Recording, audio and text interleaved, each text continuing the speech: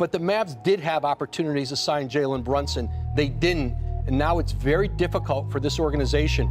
They do not have assets, and they let an all-star walk out the door, an all-star who would have stayed.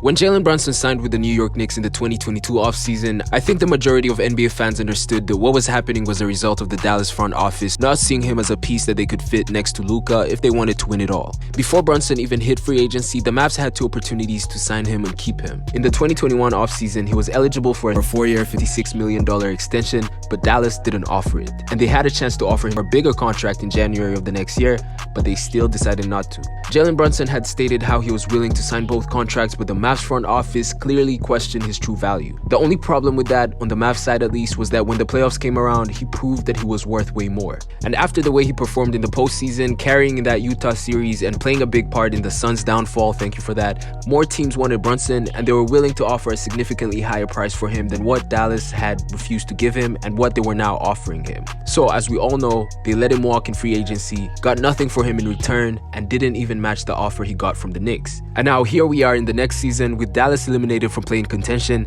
depleted of its depth and what were some pretty valuable assets, and all this can be traced back to the decision to let Brunson go. Now we could point to Mark Cuban and what's becoming his track record of fumbling stars, or the Dallas front office's lack of appreciation for Brunson's value as the reason for this whole situation. And while there is merit to that, and while this is a massive L for Dallas, I think there's a larger problem at play here. Because like I claimed in the title of this video, the league is too talented to where the value of some players is being drowned out by superstar talent, and it's affecting both teams and players in contract negotiations and team building dynamics. In the year of 2023, he's playing as well as any guard in the NBA outside of maybe Damian Lillard.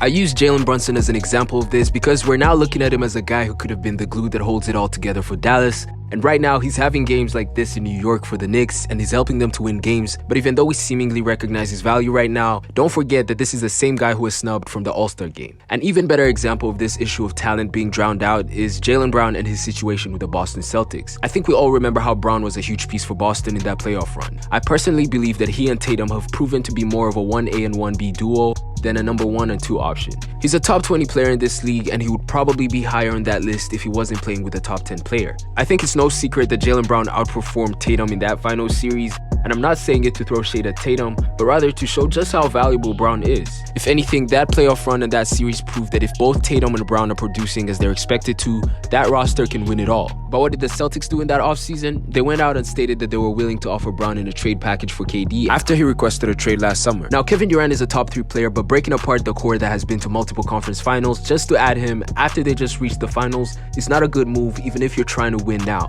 And breaking up a deep roster with 2 stars to add a superstar has yet to prove to be a formula for winning a championship. And Boston making their willingness to trade Brown public was terrible for their team chemistry as well, because now there are reports that Brown might be on the way out because he doesn't know if he's wanted by the Celtics, and with him likely being eligible for a supermax come next offseason, you better believe that the front office is definitely thinking about parting ways with him, because no team wants to pay nearly $60 million a year to 2 players. And don't be surprised if they give him the Brunson treatment by refusing to offer him the money he's eligible for, or if they put him in a position to, quote, prove himself. If the Celtics don't win a championship in at least one of the next 2 seasons, Celtics fans should expect one of 2 things. 1, Boston will actually give him the money, which is also huge because then they really have to win it all with their current roster. Or 2, Jalen Brown might be out of there and we could see another case of a star walking out of a team for nothing because his value has been undermined. This is similar to what happened to Jimmy Butler when he parted ways with the Sixers. That situation was a little different because there were other pieces and factors involved like Tobias Harris, Ben Simmons, and some internal issues, but his time as a Sixer ended because the organization didn't offer him an extension, letting him walk out of there for nothing, when in hindsight, he and Embiid could have been a championship-winning duo.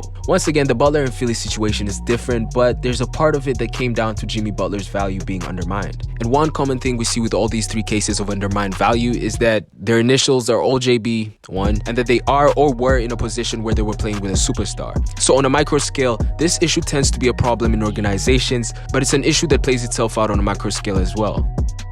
Do you feel like you should be an all-star starter?